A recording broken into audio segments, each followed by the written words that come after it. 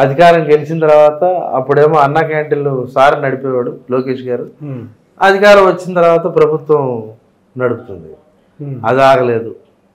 అధికారం రాకముందు ఆ హాస్పిటళ్ళు ఉండేవి. అధికారం వచ్చిన తర్వాత ఏరియా హాస్పిటల్ నెలకొల్పారు. సో అక్కడికి ఇక్కడికి మాకేం తేడా కనపడలేదు. ఇంకా మెరుగ్గా అంటే వేగంగా పనులు అవ్వటం అది మాత్రం జరుగుతుంది. పారదర్శకంగా ఎవరికి ₹1 ఇవ్వాల్సిన అవసరం లేదు.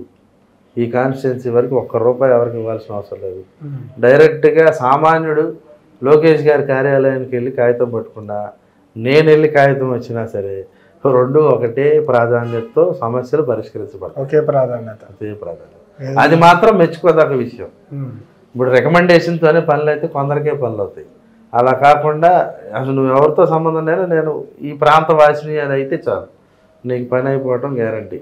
ఏదో అలివి కానీ కొద్దిగా బియాండ్ అడిగితే తప్పితే మ్యాక్సిమం పరిధిలో ఉన్నవి, చట్టబద్ధంగా ఉన్నవి అన్ని కార్యక్రమాలు ఆయన చేస్తారు. జగన్ గారి ప్రభుత్వం మీ కుటుంబాన్ని ఏమైనా ఇబ్బందులు గురి చేసిందా? చేసింది, బాగా చేసింది. ఆయన మీద దాదాపు ఒక 12-13 కేసులు పెట్టింది నాన్నగారి మీద. నా మీద 7 కేసులు పెట్టారు. ఆయన మీద 12-13 కేసులు పెట్టారు. ఆయన అరెస్ట్ చేయడానికి రిమాండ్ కూడా సోషల్ మీడియా కేసు. 60 ఏళ్ల వయసు, 61 ఏళ్ల వయసు ఆయన మీద ఫేస్బుక్లో డిజైన్ చేసి పెట్టారంటే ఎవరైనా నమ్ముతారా?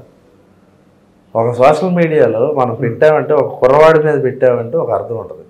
61 ఏళ్ళు 62 సంవత్సరాలు ఆయన డిజిటల్గా నేర్చుకొని ఒక పోస్ట్ని క్రియేట్ చేసి ఆ పోస్ట్కి ఫోటోషాప్ చేసి పెట్టారంటే ఎవరైనా నమ్మశక్యంగా ఉంటుందా? ఆ కేసు పెట్టారు. పార్టీ ఆఫీస్ గొడవ మీద ఉన్నప్పుడు హైవే దిగ్బంధం కేసు ఒకటి పెట్టారు. ఇవన్నీ కాకుండా మేము చంద్రబాబు నాయుడు గారి ఇంటి మీద జోగి రమేష్ గారి అటాక్ చేయడానికి వస్తే తీవ్రంగా గాయపడింది, ముందుండి ప్రతిఘటించింది జంగాల సాంబశివరావు గారు. ఆ స్థానికులు ఉన్నారు, మా నాయకత్వం కానీ వీళ్ళు కానీ తీవ్రంగా ప్రతిఘటించాం. మా నాయకుడు మా ఇంటి మీదకి వస్తే ప్రతిఘటించకుండా ఉంటామా? మామూలుగా అటుగా వెళ్తుంటే మేము ప్రతిఘటించినప్పుడు మా మీద రిటర్న్గా మేము జోగి రమేష్ గారి మీద దాడి చేసామని SC/ST కేసు పెట్టించాం. మీ మీద దెబ్బతిన్న వాళ్ళం మేము పిలిచిన. గత ప్రభుత్వం ఎలా ఉందంటే మా మీద రివర్స్లో కేసు పెట్టించడం జరిగింది. SC/ST కేసు, వాళ్ళ ఎవరో అన్యాయులు వాళ్ళ డ్రైవర్ చేత వాళ్ళ చేత ఆయన SC/ST కేసు పెట్టించారు.